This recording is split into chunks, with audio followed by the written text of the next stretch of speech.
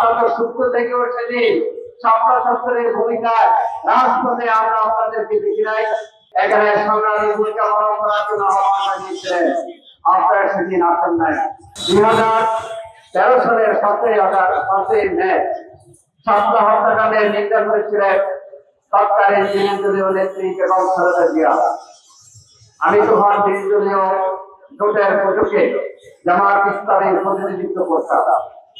5ই আগস্টের ঘটনার পর পরের দিন দুপুর বেলায় বেগম খালেদা জিয়ার নেতৃত্বে বিরোধী জোটের বৈঠক হয়েছিল। সেই বৈঠকে ছাত্র হত্যাকাণ্ডের পরিবারে মিছিল, বিক্ষোভ এবং হরতালের সিদ্ধান্ত হয়েছিল। আমরা আজকে মাননীয় প্রধানমন্ত্রী সহ বিএনপি নেতাদের দৃষ্টি আকর্ষণ করতে চাই। তৎকালীন বিরোধী নেত্রী যিনি 5ই মে হেফাজতের প্রোগ্রামে অংশগ্রহণ করে বিএনপি নেতা কর্মীদের প্রতি আহ্বান জানিয়েছিলেন তৎকালীন এই জালেম সরকারের বিরুদ্ধে অংশগ্রহণ করে প্রতিবাদ জানানোর জন্য। ছাত্র হত্যাকাণ্ডে এতগুলি শহীদ, আপনারা এখন ক্ষমতায়, বেগম খালেদা জিয়ার উত্তরসূরি হিসেবে আপনারা দাবি করেন, আপনারা বিক্ষোভ করেছিলেন, আপনারা হরতাল করেছিলেন, কিন্তু ছাত্র হত্যাকাণ্ডের আসামিরা কেন চিহ্নিত হচ্ছে না, কেন গ্রেফতার হচ্ছে না, এখনো কেন ফাঁসির রায় আমরা দেখতে পাই না, শুনতে পাচ্ছি না। সংগ্রামী ভাই ও বন্ধুগণ, আজকে কর্নেল জিয়াউল আহসান, যিনি পরে মেজর জেনারেল হয়েছেন, তিনি কোনটা হত্যাকাণ্ডে, জুলাই হত্যাকাণ্ডে আসামি হয়ে আছেন, কিন্তু 5ই মে এই রাত্রে এখানে যে বর্বরচিত হত্যাকাণ্ডের এই নেতৃত্ব দিয়েছিলেন তৎকালীন জিয়া, যিনি র্যাবের তৎকালীন প্রধান ছিলেন।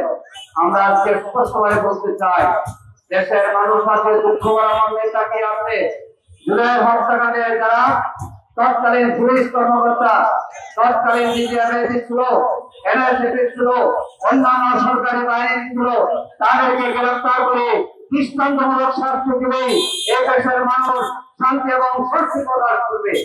ভাই ও বন্ধুগণ, আমাদের নেতৃবৃন্দ বলেছে বেগম খালেদা জিয়া নির্দলীয় জোটের বৈঠক, বিএনপি নেতাদের বৈঠক করে 5ই মে হেফাজতের সাথে ঐক্যবদ্ধ হয়ে এখানে সংগ্রামী ভূমিকা পালন করার জন্য আহ্বান জানিয়েছিলেন, আপনারা সেদিন আসেন নাই। ঢাকা মহানগর নেতাদেরকে বুঝিয়েছিলাম আমরা, তারা ঘুমিয়ে আছে আর আমরা সজাগ আছি। আজকে গুপ্ত বলেন তারা বলতেছিল শিবিরের সরকারের কেন্দ্রীয় সভাপতি জানান তখন 100 মামলা নিয়ে কারাগারে। শিবিরের তৎকালীন সেক্রেটারি জেনারেল তিনি তখন পুলিশের হয়রানিতে তিনি পালিয়ে থেকেও রাজপথে ভূমিকা পালন করেছেন। 200-র বেশি সার্ভিস ও ফিচারে লেনদেনের সব বিকাশ অ্যাপে সম্ভব। ছাত্রদের ভূমিকা পালন করেছেন। আজকে কি গুপ্ত বলতে আপনাদের লজ্জা লাগে না?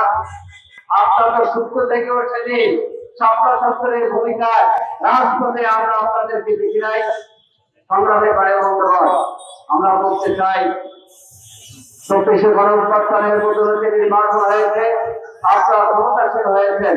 আমাদের দাবি হচ্ছে জুলাই 5ই মে এই যে ছাত্র হত্যাকাণ্ডের এটা সুন্দরভাবে যারা এটার সাথে জড়িত চিহ্নিত করে আপনার তালিকা প্রকাশ করুন। আজকে এখানে আহ্বান জানাতে চাই, ছাত্রার যত ব্যক্তি শহীদ হয়েছে, ছাত্রার সাথে জড়িত হচ্ছে যাত্রাবাড়ি, আরো কয়েকটি জায়গায় ছাত্রার পরের দিন ভোরবেলায় অনেক ভাই এবং বোন হত্যাকাণ্ডের শিকার হয়েছেন, তাদের নাম কলম দিয়ে এখানে তালিকা এখানে প্রকাশ করতে হবে, তাদের তালিকা আমরা দেখতে চাই। এখানে হাজার আমরা দেখি 5ই মে সম্পদে যারা শহীদ হয়েছে তাদের নামগুলো আমরা দেখতে চাই। আপনারা কি বলেন?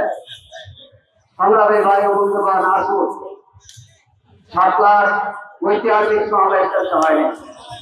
আপনারা জানেন 18 ফেব্রুয়ারি মাসের 4 তারিখ আব্দুল কাদের মোল্লা ভাইয়ের ফাঁসি তথাকথিত রায় দিয়েছিল। সে রায় ওনার যাবজ্জীবন কারাদণ্ড হয়েছিল, কিন্তু ফাঁসি দেওয়ার জন্য শাহবাগে যারা মিলিত হয়েছিল তারা 1 মাস কারাদণ্ড অবসান করে দিয়েছিল। বর্তমান বন্দী করতে চায়, একদিন তো সাহায্য করে মাফ করলেন না। 1 মাস অবরুদ্ধ করে রেখেছিল। সেই শাহবাগের মদের বিরুদ্ধে এই দেশের আলেম ওলামা হেফাজতে ইসলামের নামে এই সপ্তাহে 4 এপ্রিল একত্রিত হয়েছিল। 4 এপ্রিল একত্রিত হওয়ার পরে 1 মাস পরে কর্মসূচি শেষ 5 মে। এখন আপনারা জানেন এই বিএনপির সাথে যারা আজকে বামপন্থীদের কাজ করছে, তারা সেদিন 4 মেয়েরা 3 থেকে হরতাল করছিল। কোনদিন মানুষ রাত্রে হরতাল রাখে, বিকেলে হরতাল রাখে?